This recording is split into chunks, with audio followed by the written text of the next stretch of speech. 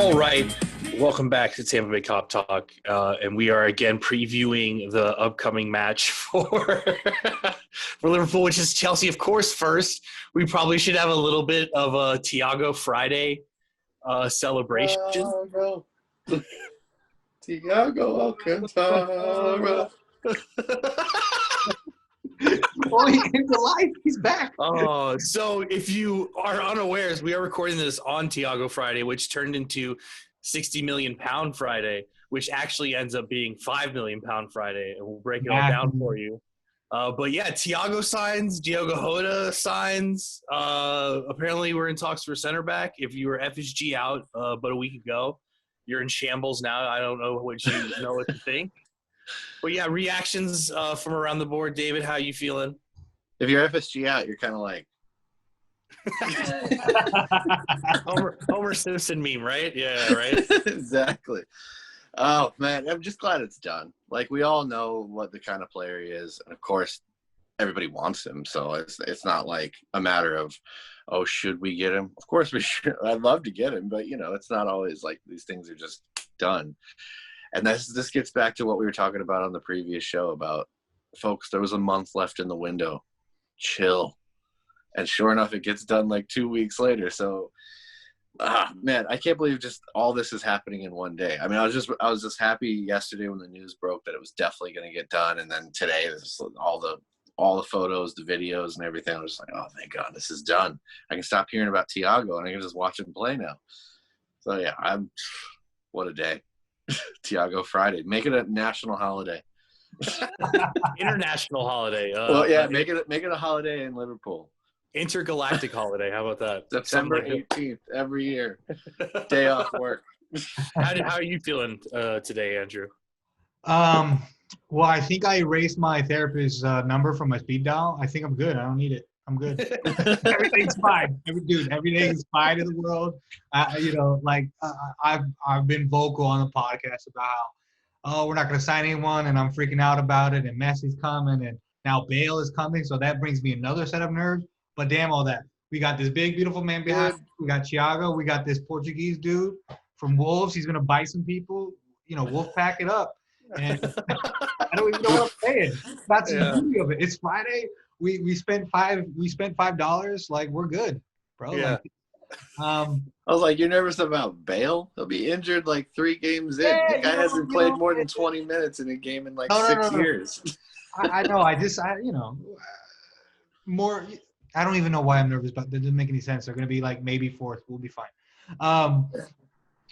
But yeah, man, it's been great. And then obviously we're going to buy a center back from Turkey. Cool. I like kebabs. Hey. Yeah, we'll see about that. That is the current hot rumor, and just given that the Jota stuff came out of nowhere, you're inclined to believe it at present moment. That rumor. Yeah, everything's possible now. I'll believe anything today. Hey, and what's interesting is that, remember, guys, we bought Matip from Schalke too. So maybe there's a good relationship. Maybe we can spend $2.50 over there for the first year of the amortization or whatever you call it. So yeah, man, it's all coming together. Dude, and so nothing can go wrong this weekend. Just to fill out the information for those who don't know, the $5 comments from Andrew. So the fee for Jota is $41 million, rising to $46 million.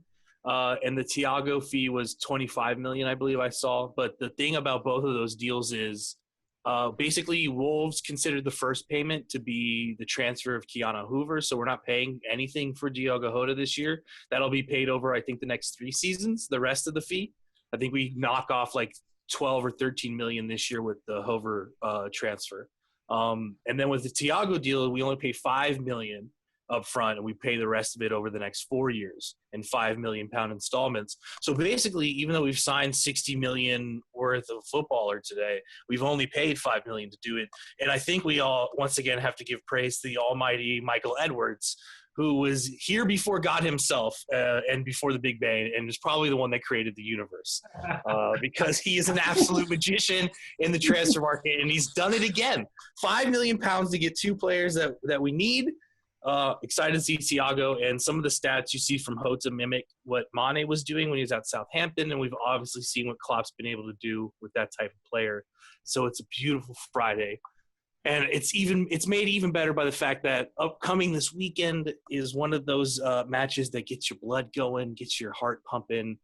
We're playing the blue side with the Russian oil money, Chelsea FC. And yeah, what Andrew, you sat down and you talked. Tell the listeners about that. Plug the pod that you did a little bit. Yeah, plug the pod, guys. I sat down with Dan from London is Blue podcast. The series is Rambling Rivals will be in all the descriptions below and all that good stuff. But no, he was an intelligent guy. He spoke facts. He was very nice. You know, I had a bit of banter, and he was just like, "Yep, I'm so classy," and like I said, a bit of wine, and I'm just going to avoid all that banter that you threw at me. Although. You know, and he talked, like I said, a lot of facts, very rational. But one thing I disagree with him strongly was this idea that, you know, if they start slipping up, that he believes that Chelsea would have to be like relegation in order for Frank to get fired. And I just don't see that. If God forbid, or, you know, actually, God, please do that. That something happens this season with Frank, I think he'd be gone before the end of next season, or before the start of next season, or Christmas. Literally, that's the only thing I disagreed with the young man. But no, it was a fantastic talk to him, and you know, really liked, or you know, happy that he joined us for that. Yeah. So just a little Chelsea news before we kind of think about what they're trying to do against us.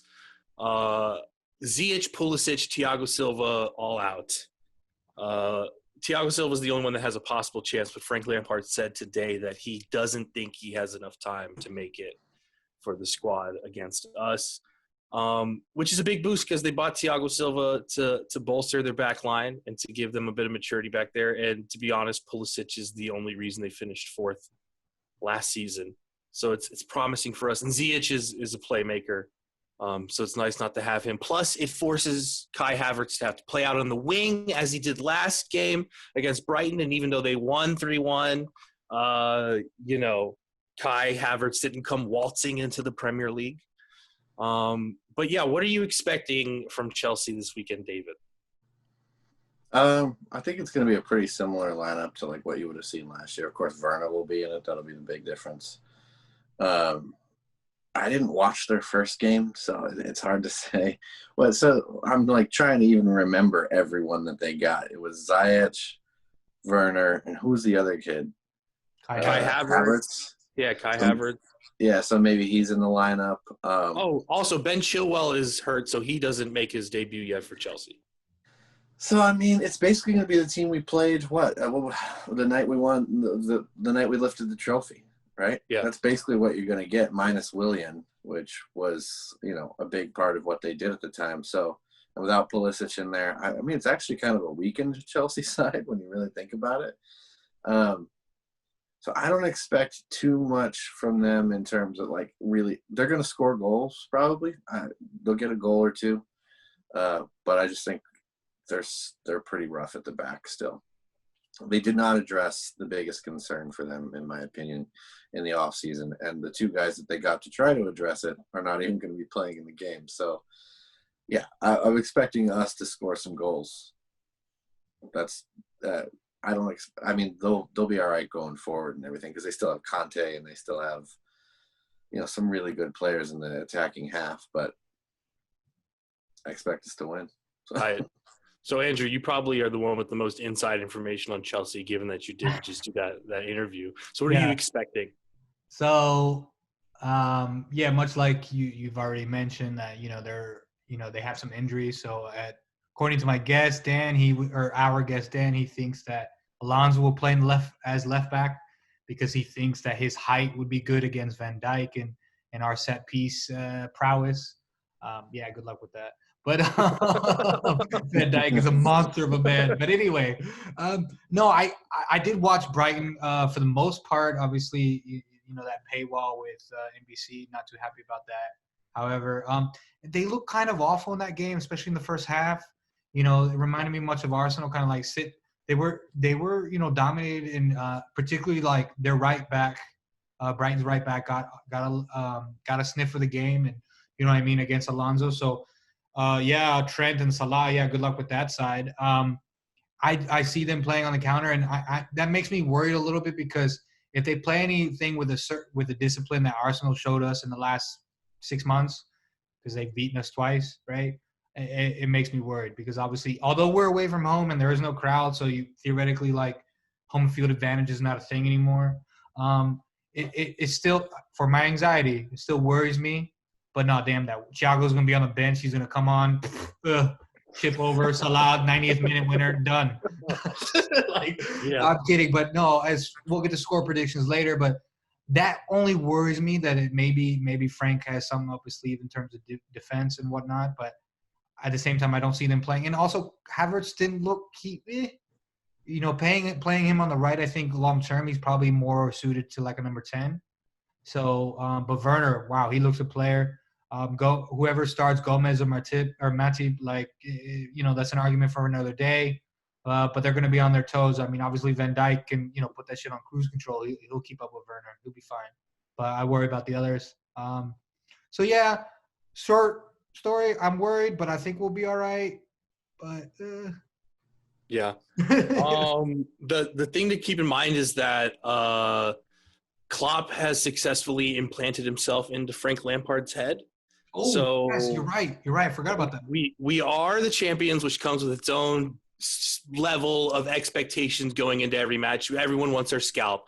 That'll be no different for Chelsea. There's obviously that added little bit of rivalry in recent times. But then there's that third layer of spice, which is that, remember how the game ended with Frank Lampard getting upset because we were giving it the big one. We've won the league one fucking time, and we're giving it the big one.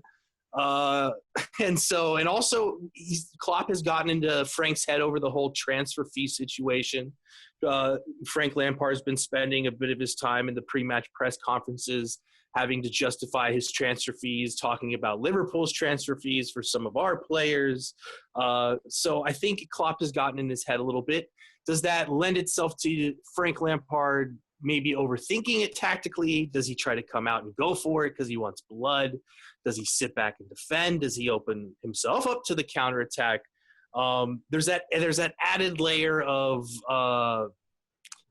I don't know what to call it, but you just don't know what could happen in regards to that, because Frank Lampard is a young manager. He's still learning the ropes. Jurgen Klopp has done a bit of a Ferguson on Rafa Benitez move and gotten into his head early. And he's already thinking, he's thinking about other things other than just the match straight ahead, which I think bodes well for us. But yeah, Thiago Silva not being in there, the fact that Kepa is still their goalkeeper. I mean, you spent all this money. I completely forgot about that, because Dan was talking all the time, like he was talking as if they already signed the damn keeper. And I'm like, well, bro, you didn't sign nobody. So I completely forgot about Kepa's playing. Yeah, they signed somebody, but I've never heard of him, and he doesn't have much of a reputation. And wait, did it go through officially? The last I saw is that they signed some like bargain basement keeper, which is strange to me because you spent all this money in all these other positions. Maybe they're still holding out hope that Kepa will be something different other than what he is. People keep trying to make the David De Gea arguments of like, well, he's young and he's maturing, but Kepa's much older than David De Gea was when he was making those kind of mistakes when he first came in at Manchester United. But yeah, just the fact that Thiago Silva is the older, more mature center back they bought to shore up their defensive problems, and Kepa won't be there. I'm not too worried. Kai Havertz might figure it out on the right wing. He just looked uncomfortable out there. Werner is a player, but I trust our guys. You wanna show a guy that's just shown up for his first game in the Premier League to not walk away feeling like he has it all figured out. You want to give him a proper welcome. So there's not much of a surprise that I think Frank Lampard will throw our way. Maybe he plays 3-5 at the back with the flying wing backs for more defensive stability. But part of me thinks because Klopp is in his head, he's going to go the arrogant route and just try to play that, the brand of football he's trying to implement, and to his own detriment, honestly, as I feel. But now, the reason it'll be to his own detriment is because, the boys in red will be showing up to show him what football's all about. So let's turn our attention to what we think we're going to do. Obviously, the first match was a little bit more interesting than we'd care for it to be, but we came out with the 3 points. The boys have just gotten back to playing football, not much of a preseason, maybe figuring out a couple of things in that first match. But this one's a pretty important match. You got to be at it. They've had a full week to prepare for it. Andrew, what do you expect from us? A starting 11 style of play. Give me the whole thing. You want the starting 11? Okay, I think it will pretty much be the same. I can't remember if Hendo is fit or not. He started. But if he's fit I guess so. I don't know. I don't know if that was because he was fit or more of like, hey, we didn't have a preseason, let's give him a game kind of thing. But yeah, I think the back five picks itself. Or no, wait, I would put Matip ahead of Gomez for me. I mean, assuming he's fit. The front three picks itself. And then his midfield, I want Keita, Fabinho, and probably Gini, I would say. You dropped the captain. I would drop the captain for this. Wow. Yeah. I don't know. I'm just drinking, guys. It's an interesting shout. Klopp has shown he likes to have that type of presence on the pitch for these big matches, but it's a shout. Gini could do it. Just put Gini in. He'll be fine. He just rub his thing, 3 wishes, everything will be fine. What am I saying, right? Yeah. Dude, it's so hard to pick the midfield because it's like I want them all to play, but that's not. Only 3 of them do. So. I know. That's what I'm saying. But because I think it's too big of a match to like if there these rumors are to be true that hey, we might play 4-2-3-1 going like our evolution. Number 1 is too soon, and number 2 it's too big of a potent, in my opinion, an opponent to do that. Klopp is not Guardiola. He's not a kind of guy to experiment on a big game, right? So those 3 are fine. And then obviously Thiago comes in the the 65th minute and he has an assist and we win the game. Done. Hey, how about you, David? What are you thinking? No, I think you said the 4-2-3-1 thing, but sorry, not to like the 11 is the same 11, except for I think maybe Wijnaldum and Furke. Like Fabinho, I think Fabinho starts. That means you got to drop somebody else from the midfield. Keita started last game. Maybe he doesn't start this game, or maybe you drop Gini. One of the two. I think Hendo will probably play if he's fit. If he's not, then it's Wijnaldum and Keita alongside Fabinho. Everything else basically picks itself. He's not a knee-jerk kind of reaction manager. So because Gomez has struggled a little bit, he'll stick it out. He'll probably keep pushing him to kind of play through it and play back into his form. So I just think it's probably all the same other than that. And whether or not you see Thiago on Sunday, I don't actually know. But the whole thing about the 4. No? Sorry to interrupt, but you don't think he'll be on the bench? I don't know. Maybe. We'll see how he's only going to have like 1 training session. Yeah. So we'll see. But the thing about the 4-2-3-1 though, I don't know if it's as much of a foregone conclusion as people think. Everyone kind of seems to have forgotten that we played 4-2-3-1 under Klopp for a couple of years before he shifted and evolved it into the 4-3-3. So it's not really, it wouldn't be an evolution to start playing that way. It would be sort of a return to something that he'd already done before. And we already do play that way at times. We've seen him shifted into that last season and the season before when we were having kind of different moments, or maybe we needed to switch up the personnel. So I think if there's going to be an evolution, I'm looking at what we're doing, and I just have this sneaking suspicion that he may be, and we haven't seen it yet, and we won't see it for a while, but he may be laying the groundwork for like a 3 at the back. But we'll see. Like a 3-5-2 or a 3-4-3, something like that. We'll see. I don't know. But I do think that that's a possibility given the fact that we now have 9 midfielders, and that doesn't even include Marco Grujic and Harry Wilson, who are definitely going to be sold. But yeah, like I'm like, why do we are stacking our midfield right now. There's a lot of options there, and he can do a lot of different things. Trent, as Jordan has noted so many times,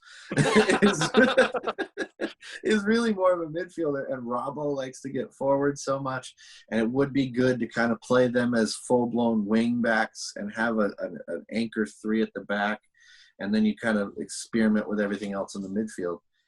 I mean, it's possible. But we won't be seeing that for at least 6 months probably, if it is going to become a reality.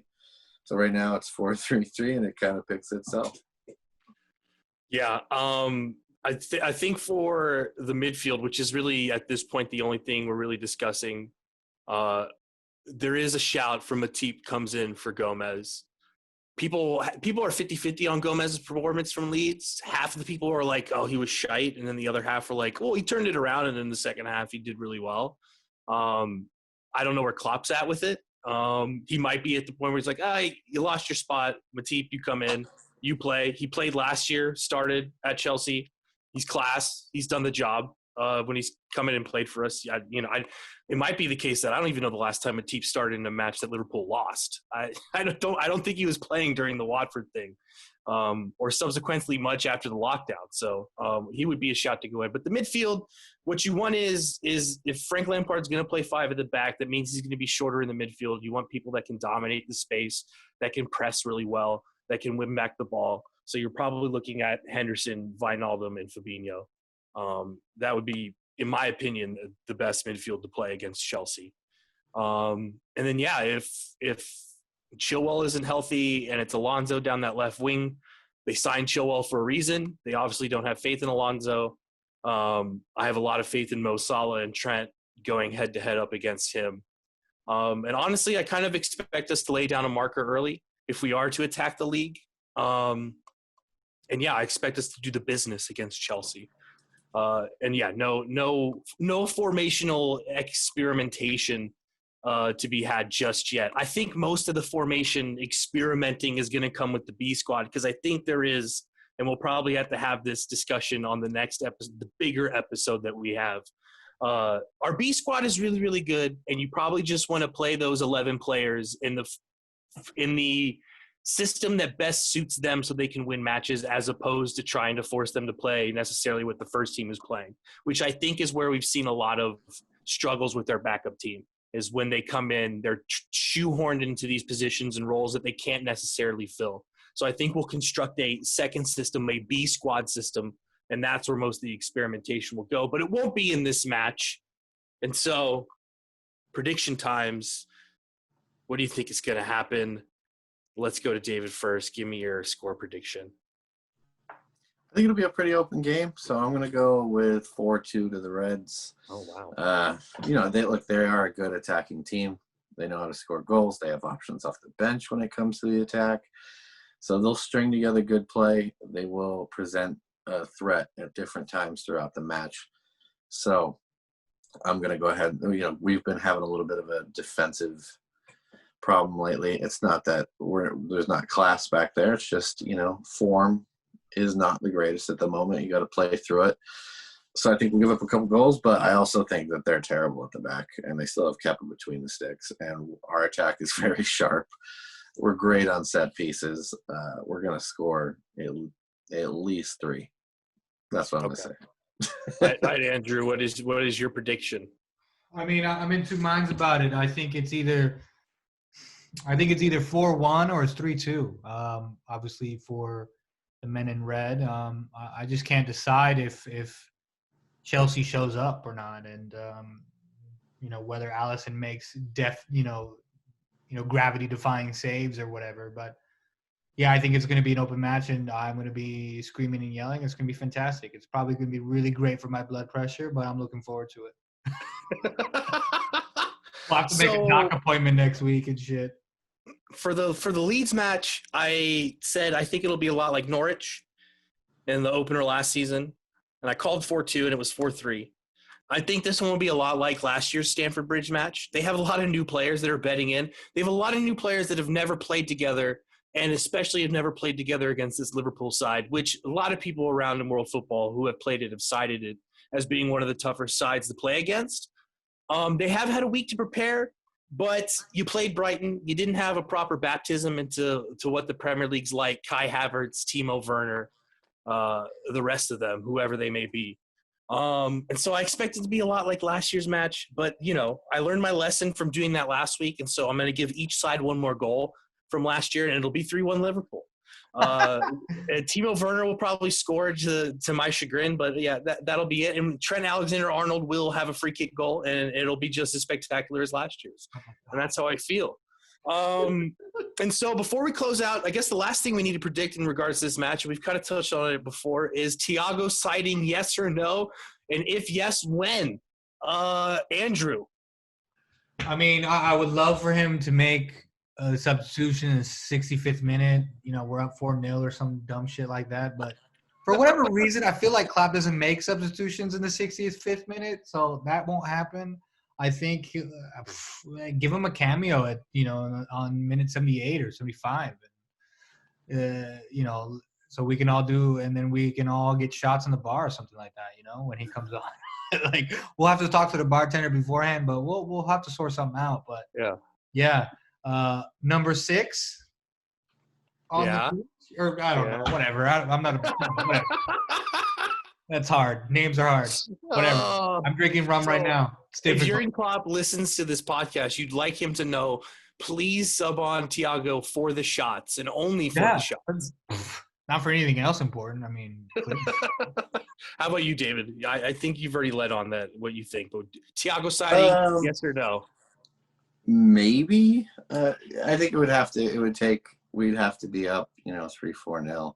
But I don't expect him to play right away. I really don't. I think Klopp will be a little bit conservative with him. If you look at the way he's handled other players, it's always kind of a little bit of a betting in period, and doesn't place a whole bunch of expectation on them right out the gate. So I'm going to say no, not on Sunday. But I could be wrong. Actually, I kind of hope I'm wrong.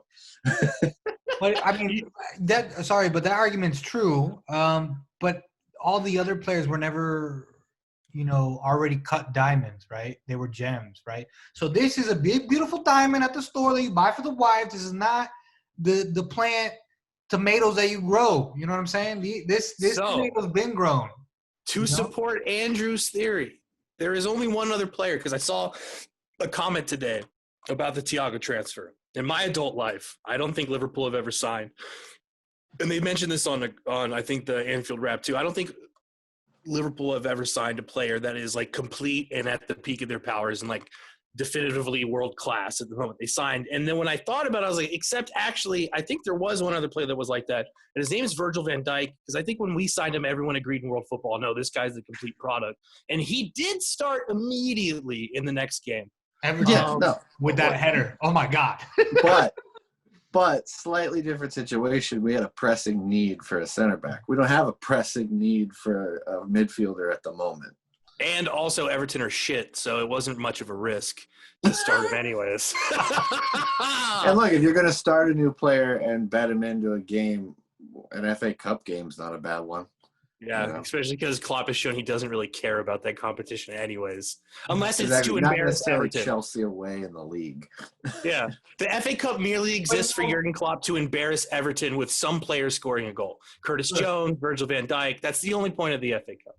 Sure. Yeah. But world-class players, I think you drop them in any league, in any game. The big players make the big plays, you know what I'm saying? So I think that although 99% of the time you're right, David, I just think that you don't have to do anything with this guy. If there was a system to learn, the dude knows it. He's done. He done known it. He done learned it in his sleep. He's like Tony Stark. He's done. I think if we've been pursuing him since June, we've sent him the playbook long ago, and he's been studying it, so to speak. He knows, but that he knows all the signals, all that bullshit. He's good. You know that this isn't American football. Like, it's not just like run this route. It's like you got to have chemistry. You got to play with each other. Metaphors, David. Listen, I'm just saying, though. I'm not Sometimes, saying like, actual play. I get what you're saying, but what I'm saying is that so much of it is dependent on knowing each other and chemistry and seeing each other play in person and David, stop playing being so off of smart. each other. David, stop What? being smart. I'm drinking rum. It's Friday. Just give me this one, man. Just say yes. Sylvanese, come on. It's gonna make us all happy. Everything's gonna be fine. To settle the debate, I think the answer is he doesn't make an appearance, and Lincoln Town or whatever, Lincoln City next on Thursday, and the League Cup should be very worried about the side they're going to face and about what's going to happen to them, because I think they're going to play against Thiago, and Thiago is going to be feeding Minamino and Harvey Elliott and Rian Brewster and Divock Origi if he's still around at this time next week, because he may be well on the way out. But no, I don't think we see Thiago. 1 day of preparation. They've already been given the pre-match instruction and stuff like that. The team's probably already picked. So I don't imagine he sneaks in there. And I think they save him for the Thursday League Cup, and then going forward, you can probably expect at least to see him on the bench. But yeah, I don't think we see a Thiago sighting. And unless you fellas have anything else in regards to the Chelsea match, I think we can say goodbye to everyone. Is there anything else from you, Andrew? Congrats, man. That's it. I'm just looking forward to it. I'm trying to be subdued, trying to calm my nerves. I'm excited. We're gonna do crazy things, man. We're just gonna do crazy things. The whole season is just.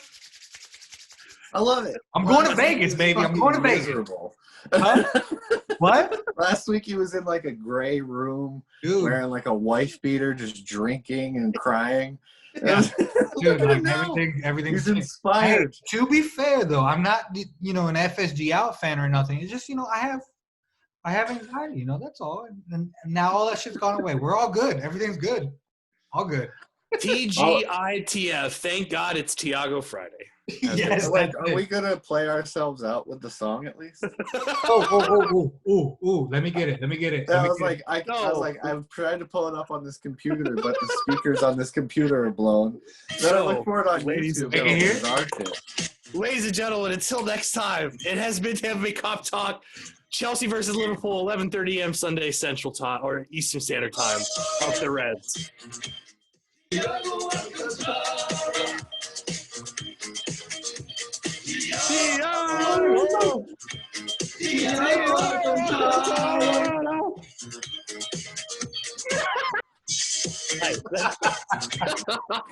Wait, you guys heard that or no?